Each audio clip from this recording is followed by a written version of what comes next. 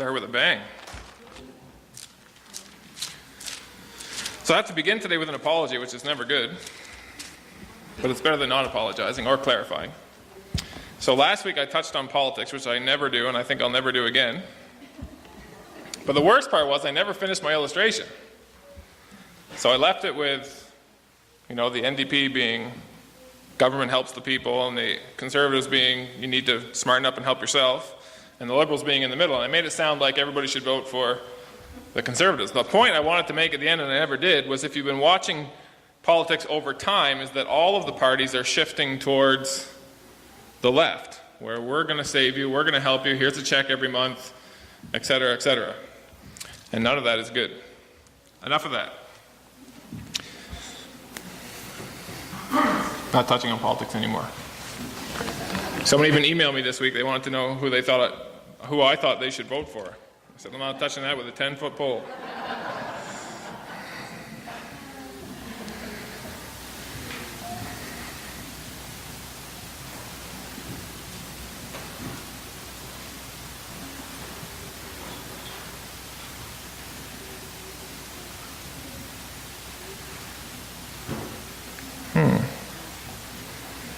All right, while you're waiting, I invite you to open your Bibles to John chapter 13.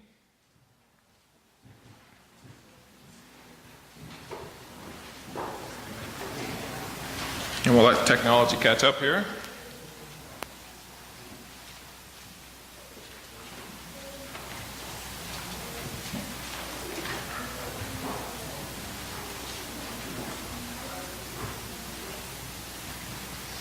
How many of you have heard of a tall, slender, good-looking black guy named Herman Atkins? Anybody? In 1988, he was convicted of some nasty crime. Sent to prison for 45 years. He remained in prison from 1988 to 2000, when it was discovered that he had been wrongly convicted.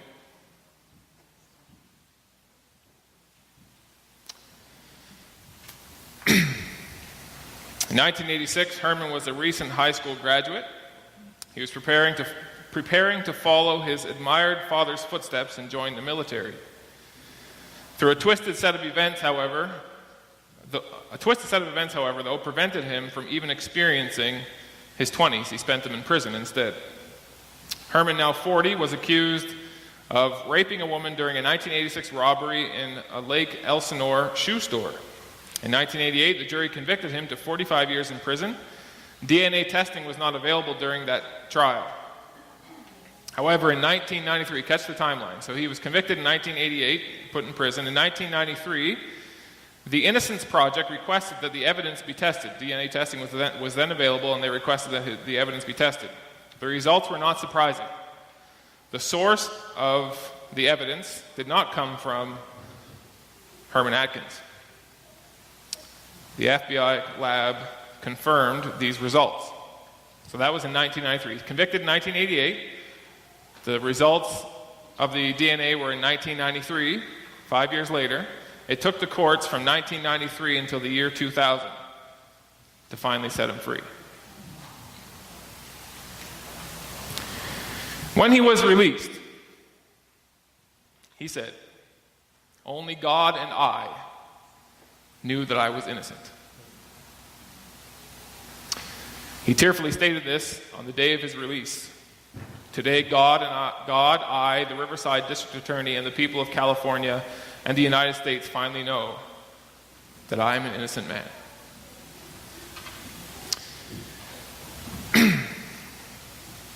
By the way, I could sit here for the next 2 hours reading you case after case of similar stories.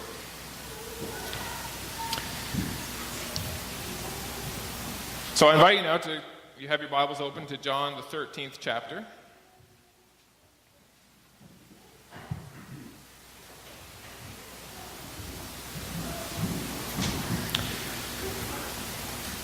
Today we're going to talk about the loneliness of Jesus. Now there are different kinds of loneliness.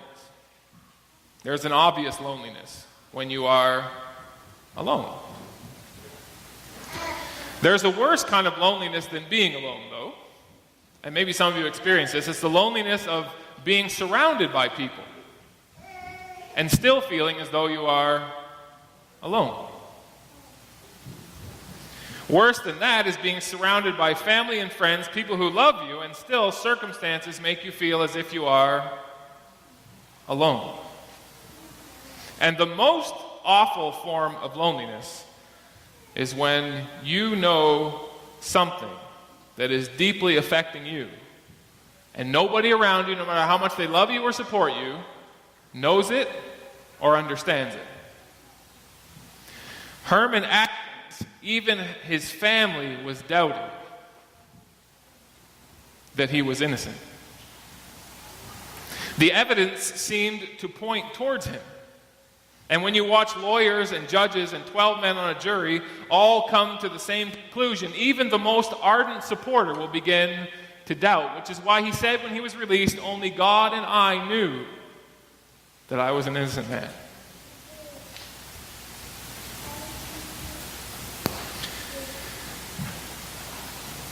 We gather here every week as a church family. Some of us are closer than others. Some of us have groups within the group, whatever. But the reality is, at some phase in your life, and you may be in that phase now, you may have come out of it already, you may be heading into one you don't even know about, but at some point, you are going to be in a situation where you are alone, no matter how many people are around you. And if ever there was a person who walked this earth who understood loneliness, it was Jesus. He was born into a religion that was supposed to be supporting him, and yet they argued everything he said. Even his own 12 didn't agree with or understand the mission he was on. He would say plainly, "I'm going to die." And what would they say? Never, no way, not going to happen, don't let it happen. So you're in John 13. I invite you to flip back quickly to the 11th chapter. You may not even need to flip, depending on where your Bible is open.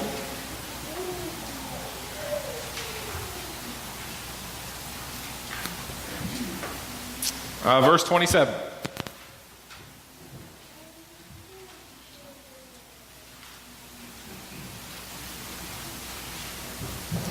"Now my soul is troubled," Jesus speaking.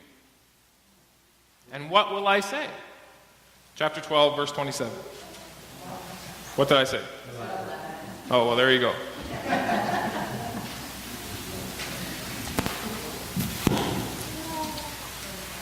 Chapter 12, verse 27. I guess I was alone there. "Now my soul is troubled, and what shall I say? Father, save me from this hour? ? But for this purpose I came to this hour."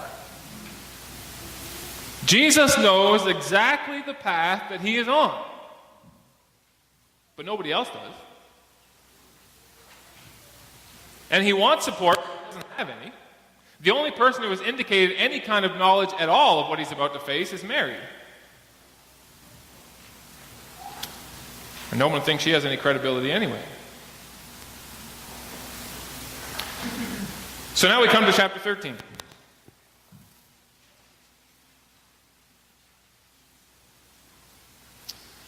Now before the feast of the Passover, and by the way, if you're Jewish, you understand that that's supposed to be a happy high time.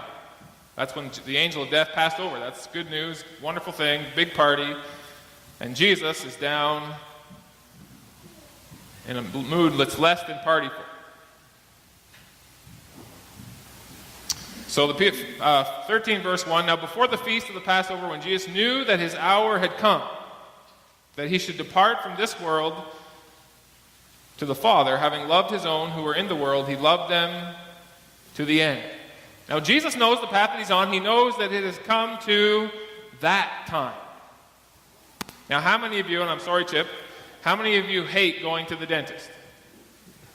All right? Some people hate it so much they don't even want to make the appointment. Never mind show up for the appointment. But then eventually that day comes. Well, this is way beyond fearing the dentist. This is a man who knows, I'm going to die. And not only am I going to die, but everybody that I love is going to abandon me. They're going to turn against me. They're not going to understand. I'm going to be the only person in the room, in the world, that knows what's going down.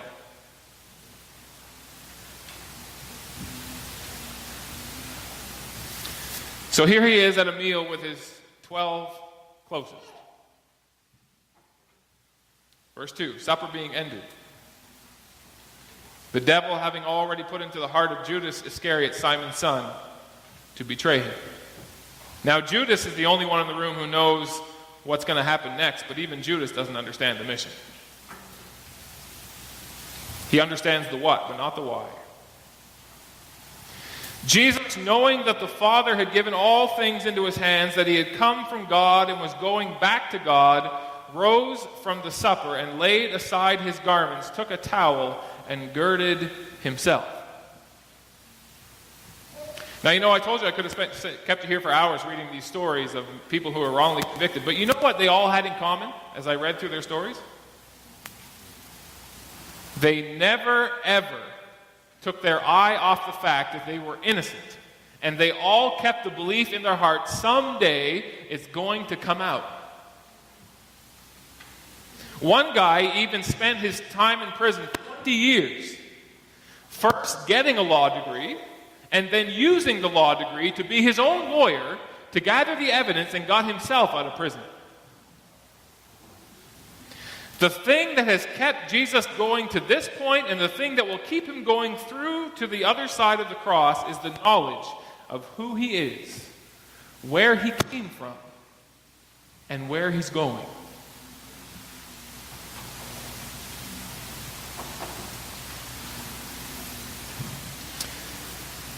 So Jesus rises from the table. Supper has ended. He takes the towel that's been sitting there all through the meal, and he puts it around himself. He takes the basin and the water that had been sitting there all through the meal, and he begins to wash the disciples' feet, to wipe them with the towel with which he was girded. Not only is Jesus alone, but now he's actively serving the ones who should be supporting him when he's alone. Think about that. Isn't it easy to get bitter and angry when we know what we know and nobody will support us?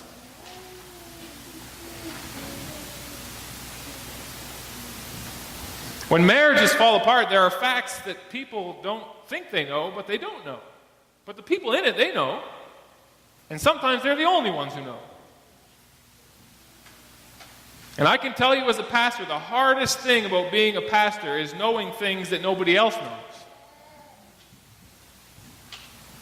It's a lonely place.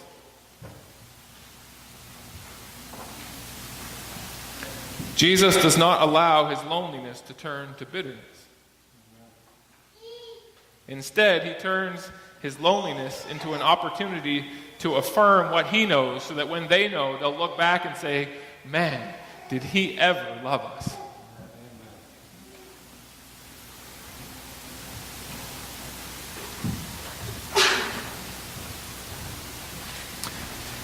So we'll skip over the conversation with Jesus and Peter. We don't have time. Verse 12. So when he had washed their feet and taken his garments and sat down again, he said to them, do you know what I have done to you? You call me teacher and Lord. And that's good, because that's what I am. So if then I, your Lord and teacher, have taken it upon myself to wash your feet, the job of a servant, the lowest of the low, you also ought to wash one another's feet.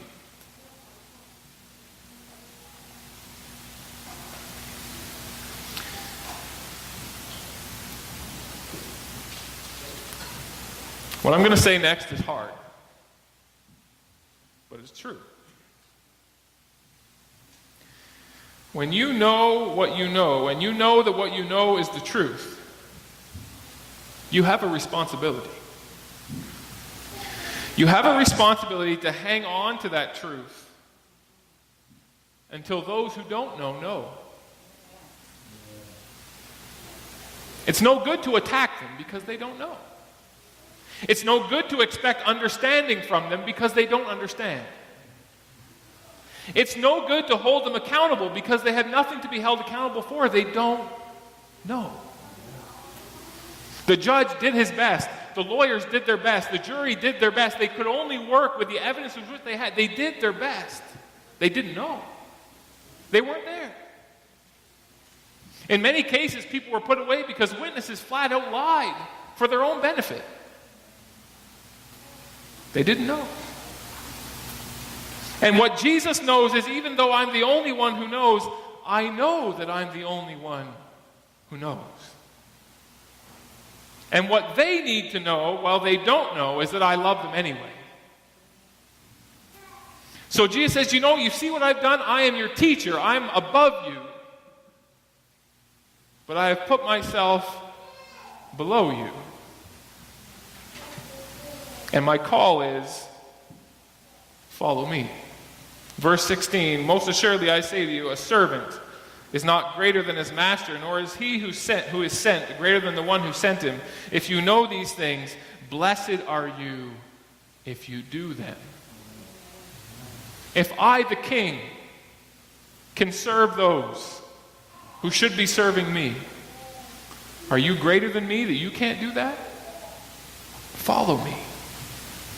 Because the only way to know what Jesus knows is to take the path that Jesus took.